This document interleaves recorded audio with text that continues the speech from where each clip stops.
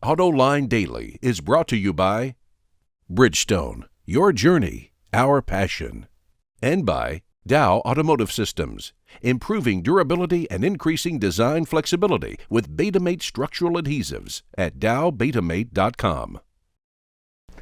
Hello and welcome to a brand new week of Autoline Daily. And now let's catch up on some of the latest developments in the global automotive industry.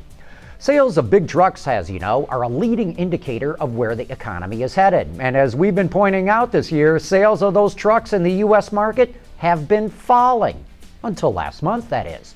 Wards reports that sales of heavy trucks just had their best month since 2006. Even more impressive, every segment of the market from Class 6 through Class 8 saw their sales go up, and so did every heavy truck manufacturer. Even so, for the year, sales of heavy trucks are down 2% from 2012. Now, just to give you an idea of the sales rankings for the biggest Class 8 semis, Freightliner, which is owned by Daimler, has nearly 34% of the market. Kenworth is far behind at 17%. International is at 15.5%. Peterbilt at just under 12%, and Volvo is at 11%. Kenworth and Peterbilt are owned by the same company, PACCAR, but even if you add their market share together, Freightliner still dominates the Class 8 segment. A little over a decade ago, Porsche's annual sales were only around 50,000 cars a year, but Porsche's new parent, Volkswagen AG, wants to quadruple that ASAP. To make that happen, Bloomberg reports that Porsche will enter 15 new markets by the end of the decade, mostly in Africa. The company has been able to boost sales with help from huge growth in China and with the addition of the Cayenne and Panamera to its lineup. And Porsche expects its upcoming compact SUV, the Macan, to boost sales even further. Most heads-up display units project images onto the windshield, but many announced it will use a less complicated and less expensive screen to project an image onto rather than the windshield. It's a little piece of plastic mounted on top of the instrument panel. The unit will display a number of new driver assist systems like collision and pedestrian warning, a parking assist feature, and vehicle speed. Mini says the technologies will be rolled out into future vehicles, but there's no word yet on which vehicles those will be. But we can guess they're not going to be available on the newest version of the Mini Moke. Yeah, the Mini Moke is making a comeback, well, minus the Mini name. If you remember, it was kind of a quirky looking beach buggy. The company Moke International has now teamed up with Sicar Engineering and Chinese automaker Chery Motors to produce this new Moke. It can be powered by either a gas or electric motor, and as of right now, about 1,000 are scheduled to be made every year. You know, range anxiety isn't just hurting sales of electric vehicles, it's also hurting rentals. Bloomberg reports that rental customers are not opting for EVs because they fear the battery will die, and those who do choose an EV often return it for a conventional car. Enterprise says the average EV rental is about a day and a half compared to 6 or 7 days for a regular car.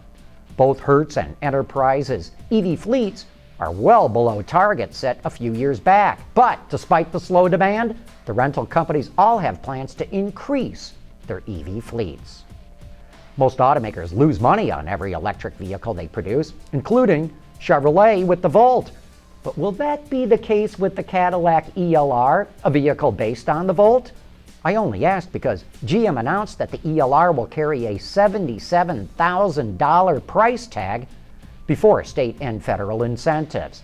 This is a much higher price than most experts thought it would carry.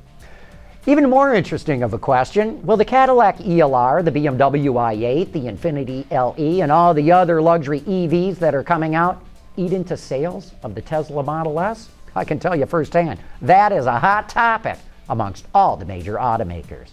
Hey, coming up next, we ask ZZ Top's Billy Gibbons what he would do if he ran the auto industry. Dow Automotive Systems, driving solutions in automotive, commercial transportation, and aftermarket with innovative products like Betamate structural adhesives. Lighter, stronger, safer. DowBetamate.com. As most of you know, we had Billy Gibbons from ZZ Top in our studios a while back, talking on a wide range of automotive topics.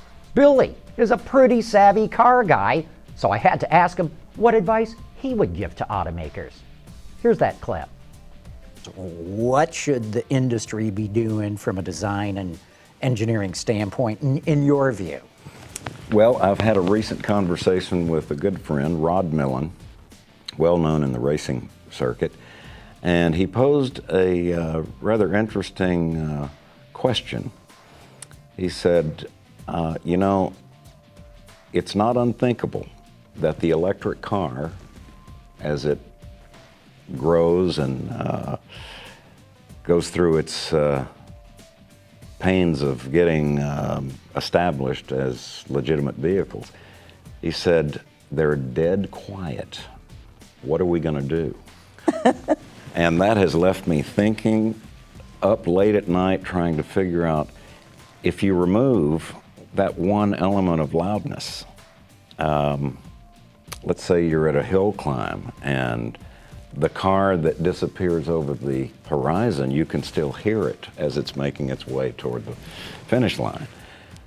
The electric car is going to be somewhat different, and I think it's not to worry. The world keeps spinning, and I'm sure that this evolution will, usher in different levels of interest. I think it'll be fascinating.